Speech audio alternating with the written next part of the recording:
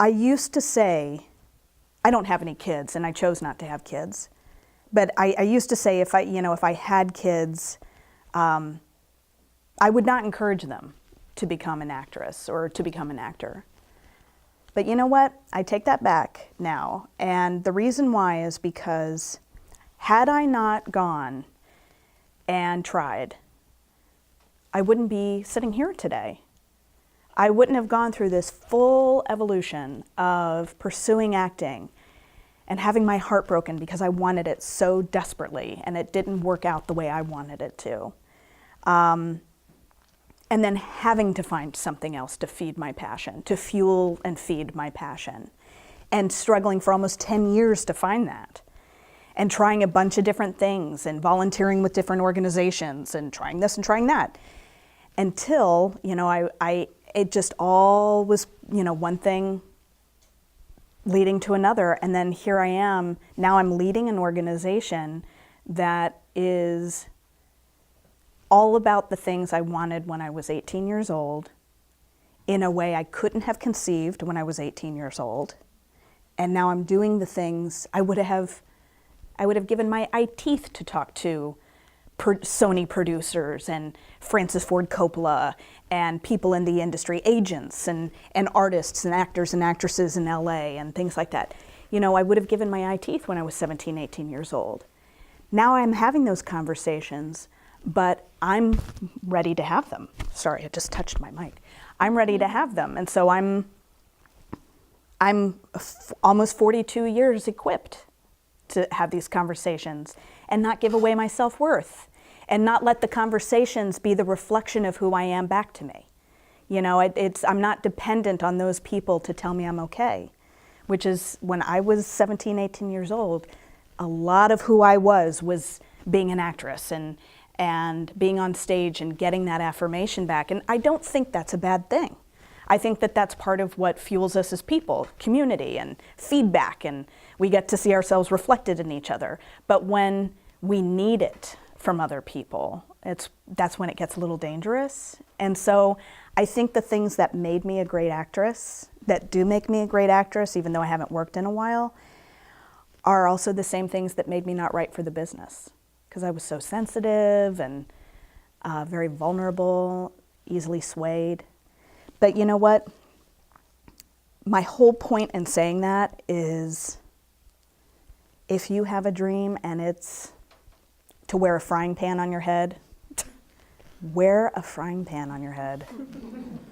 I have to tell you, this has been a very deeply personal but incredible process.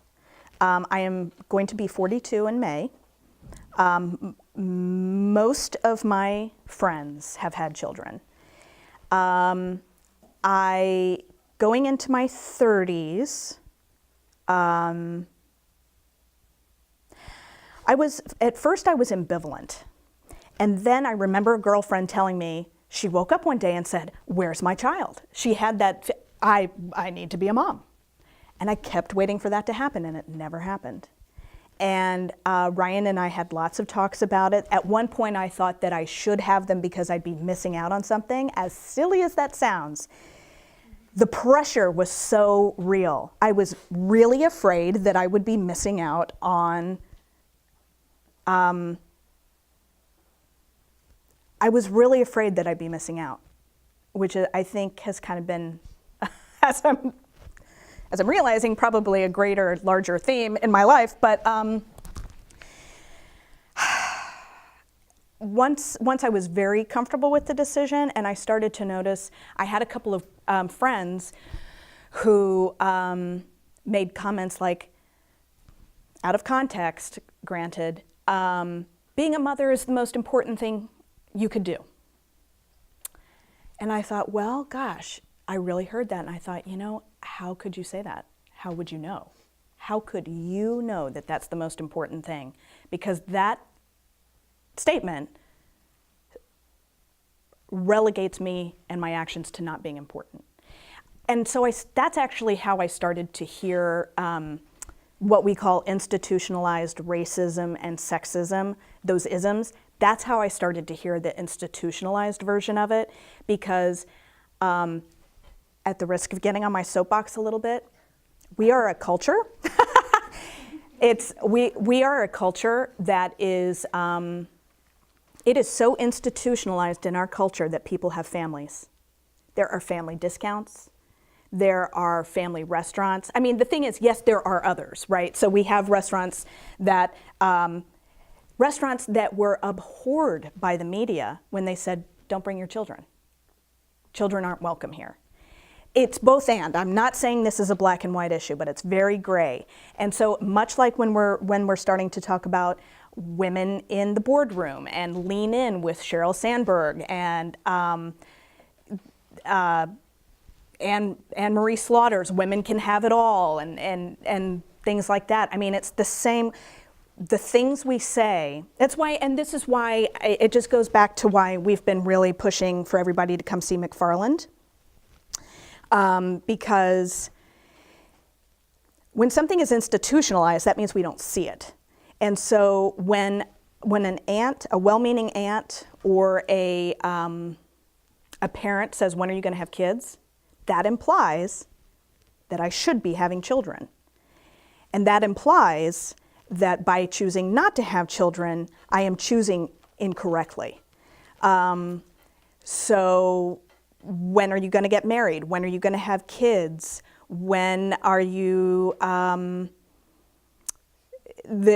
again, so what's in McFarland that is institutionalized is, you know, we have a character who goes into, a white character who goes into a predominantly Latino neighborhood, Latino community, starts teaching, has great success with the kids there.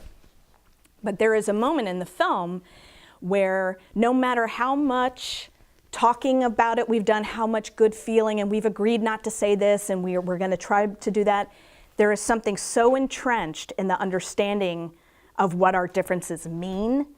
There's a danger in it or something. So anyway, that a particular harried moment can trigger this as opposed to inclusion. I'm getting off there, but my point is, I advocated for a while about being child-free, not childless, child-free. And I think it's been a really important conversation for women of my generation to start to have. Hi, I'm Rachel Seals. Hi, I'm Angel Bernardi. Hi, I'm Celeste Gastineau. Hi, I'm Allison Higginbotham.